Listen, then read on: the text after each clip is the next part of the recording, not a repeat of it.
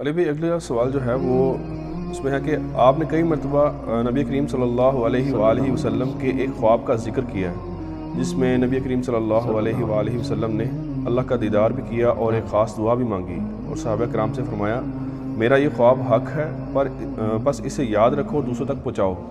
اس کے بارے میں تھوڑی سی وضاحت کر. دیکھیں یہ میں نے وضاحت آلریڈی کی ہوئی ہے ایک لیکچر کے اندر. میں نے معراج کے اوپر 3 لیکچرز دیے تھے کنسیکٹیو، مسئلہ نمبر 126A-B-C. اس میں جو C لیکچر ہے نا اللہ کا دیدار، اس میں نے اس حدیث کو کور بھی کیا تھا. یہ بہت کرٹیکل حدیث ہے اور یہ حدیث آپ کو جامعہ ترمذی میں مل جائے گی. اس حدیث کے ساتھ امام ترمذی نے لکھا ہے کہ یہ حدیث حسن صحیح ہے، اور بلکہ امام ترمذی نے لکھا کہ میں نے اپنے استاد امام بخاری سے جب اس حدیث کے بارے میں پوچھا تو انہوں نے بھی فرمایا یہ حدیث صحیح ہے. اگرچہ یہ حدیث صحیح بخاری میں نہیں ہے لیکن امام بخاری سے حدیث کو صحیح سمجھتے ہیں. اور یہ حدیث آپ کو ترمذی میں سورہ صاد کی تفسیر والے چیپٹر مل جائے گی، اور یہ حدیث آپ کو مشکات میں بھی مل جائے گی. مشکات کی پہلی جلد میرے پاس ہے. یہ حدیث میں نے اکثر بیان کی ہے. یہ کتاب المساجد جو چیپٹر ہے نا پہلی جلد کے اندر، اس میں آپ کو یہ 748 نمبر حدیث ہے. یہ مجھے نمبر اس لیے یاد ہے کہ میں اکثر یہ بیان کرتا رہتا ہوں. بڑی زبردست حدیث ہے جی، بڑی رکت انگیز حدیث ہے. اس کو ورڈ بائی ورڈ پڑھنے کے مزہ، میں آپ کو ورڈ بائی ورڈ پڑھ کے سناتا ہوں. معاذ ابن جبل کہتے ہیں کہ ایک روز رسول اللہ صلی اللہ علیہ وآلہ وسلم ہمیں نماز فجر پڑھانے کے لیے تشریف نہ لائے. قریب تھا کہ ہم سورج کے طلوع ہونے کا مشاہدہ کر لیتے، یعنی بالکل سورج طلوع ہونے کے قریب تھا. پھر آپ صلی اللہ علیہ وآلہ وسلم بہت تیزی سے تشریف لائے، چنانچہ نماز کے لیے اقامت کہی گئی اور نبی علیہ السلام نے بڑی مختصر سی نماز فجر پڑھائی. جب آپ صلی اللہ علیہ وآلہ وسلم نے سلام پھیرا تو بآواز بلند فرمایا اپنی جگہوں پر ایسے ہی بیٹھے رہو. پھر آپ صلی اللہ علیہ وآلہ وسلم نے ہماری طرف متوجہ ہو کر فرمایا میں ابھی تمہیں بتاتا ہوں کہ میں تمہیں نماز پڑھانے کے لیے کیوں نہیں آیا، یعنی میں اتنا لیٹ کیوں آیا، اس کی ریزن بتاتا ہوں. میں رات کو بیدار ہوا، وضو کیا، جس قدر مقدر میں تھا میں نے نماز پڑھی. مجھے نماز میں اونگ آنے لگی حتیٰ کہ وہ مجھ پر غالب آ گئی. تب میں نے اپنے رب کو بہترین صورت میں دیکھا خواب کے اندر. کائنات میں ایک ہی ہستی ہے جس نے اللہ کو دیکھا ہے، وہ نبی علیہ السلام ہے، اور وہ بھی خواب میں. ہاں جنت میں سب لوگ دیکھیں گے لائف انشاءاللہ جیسا کہ اس کی شان کے لائق ہے. تو کہتے ہیں میں نے اپنے رب کو بہترین صورت میں دیکھا، چنانچہ میرے رب نے مجھ سے فرمایا محمد صلی اللہ علیہ وسلم. میں نے عرض کیا میرے رب میں حاضر ہوں. فرمایا فرشتے کس چیز کے بارے میں بحث و مباحثہ کر رہے ہیں؟ میں نے عرض کیا میں نہیں جانتا. یعنی خواب میں انہوں نے دیکھا کہ فرشتے کو آپس میں گفتگو کر رہے ہیں، لیکن نبی علیہ السلام کو آواز نہیں آ رہی تھی، صرف ان کی آپس میں بحث و تکرار نظر آ رہی تھی. تو کہتے ہیں میں نے کہا یا اللہ میں نہیں جانتا. اللہ تعالیٰ نے 3 مرتبہ ایسے ہی فرمایا. پھر آپ صلی اللہ علیہ وآلہ وسلم نے فرمایا میں نے اپنے رب کو دیکھا کہ اس نے اپنا ہاتھ میرے کندھوں کے درمیان رکھا حتیٰ کہ میں نے اس کے انگلیوں کے پوروں کی ٹھنڈک اپنے قلب اور سینے میں محسوس کی. یعنی یہ ہاتھ جیسا کہ اس کی شان کے لائق ہے، دونوں شانوں کے درمیان رکھا تو میں نے اپنے سینے میں اپنے رب کے ہاتھ کی ٹھنڈک محسوس کی اور میرے سامنے ہر چیز واضح ہو گئی اور میں نے پہچان لیا. یعنی وہ جو فرشتوں والا معاملہ تھا وہ غیبی خبر اللہ تعالیٰ نے ٹرانسفر کر دی. پھر اب اللہ تعالیٰ نے دوبارہ پوچھا محمد، میں نے عرض کیا میرے رب میں حاضر ہوں. فرمایا مقرب فرشتے کس چیز کے بارے میں بحث کر رہے تھے؟ میں نے عرض کیا گناہ مٹا دینے والے اعمال کے بارے میں. تو اللہ نے فرمایا کہ محمد وہ کیا ہیں؟ میں نے عرض کیا جو کچھ اب فرشتوں والا علم حضور صلی اللہ علیہ وسلم کو بھی ٹرانسفر ہو گیا کہ باجماعت نماز پڑھنے کے لیے پیدل چل کر جانا. یہ گناہ مٹا دینے والے اعمال ہیں جو سورۃ الانعام میں سورہ طٰہٰ کے اندر آتا ہے نا کہ جو گناہ ہیں وہ نیکیاں جو ہیں گناہوں کو مٹا دیتی. تو یہ سورہ ہود کے اندر نیکیاں گناہوں کو مٹا دیتی.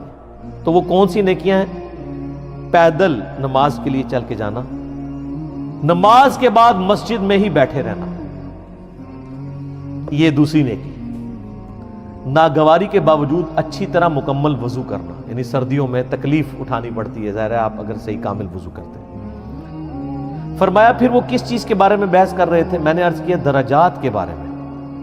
تو اللہ نے فرمایا وہ کیا ہیں؟ میں نے عرض کیا کھانا کھلانا، کسی غریب کو کھانا کھلانا، نرمی سے بات کرنا، یعنی اگر کسی کو آپ نے کچھ دینا نہیں ہے، کم از کم اسے جھڑک تو نہ دے، بلکہ نرمی سے بات کریں.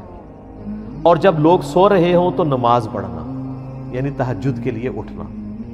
اور ایک تو ڈیٹم لیول ہے جو ہم پہ فرض ہے، وہ فجر کی نماز ہے کہ آپ نے اٹھ کے نماز پڑھا. تو پھر اللہ تعالیٰ نے فرمایا، یہ سر وہ کلائمیکس ہے، اللہ تعالیٰ نے فرمایا اے محمد کچھ مانگنا ہے تو مانگ لو.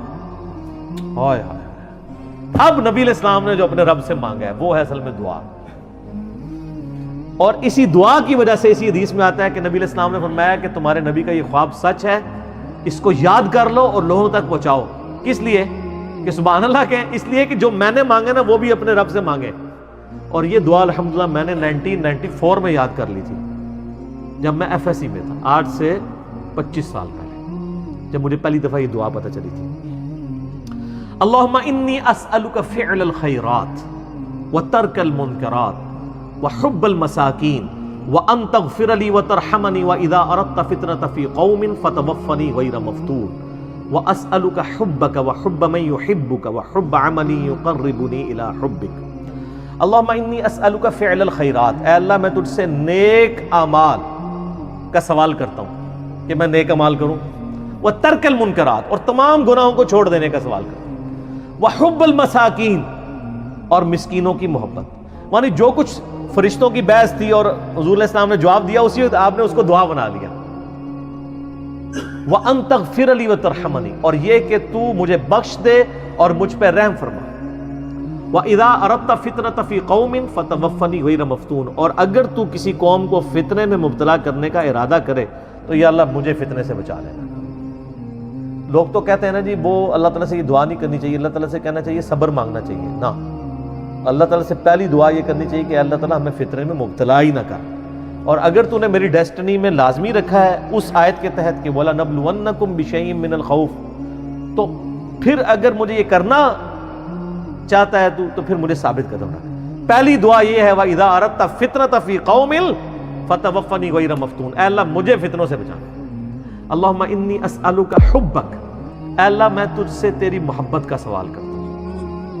وحب من یحبک، اور میں ہر اس شخص کی محبت تجھ سے مانگتا ہوں جس سے تو محبت کرتا ہے، یعنی سارے انبیاء کی محبت، اہل بیت کی، صحابہ کی، نیک لوگوں کی. اللہم انی اسألک حبک وحب من یحبک وحب عملی یقربنی الی حبک، اور میں اللہ ہر اس عمل کی محبت تجھ سے مانگتا ہوں جو مجھے تیرا قرب عطا کر دے.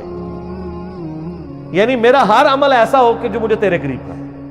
ایک تو وہ دعا ہے نا ابو داؤد کے اندر سنن نسائی میں کہ معاذ ابن جبل ہی کو نبی علیہ السلام فرمایا تھا اے معاذ میں تجھ سے محبت کرتا ہوں. ان کہ یا رسول اللہ میں بھی کرتا ہوں. تو فرمایا معاذ یہ دعا کبھی نہ چھوڑنا، ربی اعنی علی ذکرک و شکرک و حسن عبادتک. یہ وہی دعا ہے، اے اللہ میں تیری مدد چاہتا ہوں تیرا ذکر کرنے پر، شکر ادا کرنے پر، اور اچھے طریقے سے عبادت کرنے کے.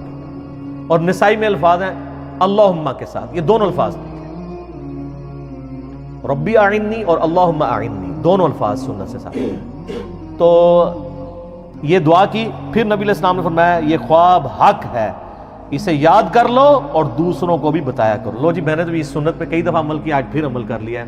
دوسروں تک یہ بات پہنچائیے کہ یہ دعا سن 748 مشکات شریف میں سے حدیث ڈاؤن لوڈ کریں، بلکہ یہ آپ واٹس ایپ گروپ میں بھی نا یہ اس کا پورشن بنا کے نا وہ نکال کے لوگوں کو بھیجیں کہ دعا یاد کریں ترجمے سمیت. تو میں تو الحمدللہ مانگتا ہوں یہ دعا عام حالت میں بھی مانگے اور نماز کے تشہد میں بھی یہ دعا مانگا کریں. کئی دعاؤں کو یہ دعا کور کرتی ہے. تو آپ علیہ السلام فرمایا اسے یاد کرو، دوسروں کو بھی بتاؤ. پھر امام مشکات والے لکھتے ہیں کہ حدیث مسند احمد میں بھی ہے اور ترمذی میں بھی ہے، اور امام ترمذی نے فرمایا یہ حدیث حسن صحیح ہے. اور امام ترمذی کہتے ہیں میں نے محمد بن اسماعیل بخاری سے جب پوچھا تو انہوں نے فرمایا یہ حدیث صحیح ہے. اس حدیث کا نمبر مشکات میں 748 ہے اور مسند احمد میں جلد 5 حدیث اور صفحہ نمبر 243 پہ 22,465 ہے. ترمذی میں آپ کو آسانی سے مل جائے گی 3235 ترمذی کے اندر. تو یہ وہ جو دعا ہے جی، اور نبی علیہ السلام نے یعنی امت کو کہا کہ یہ دعا آپ نے مانگنی ہے اور باقیوں کو بھی بتانی ہے، یاد کرنی ہے. ٹھیک ہوگی جی.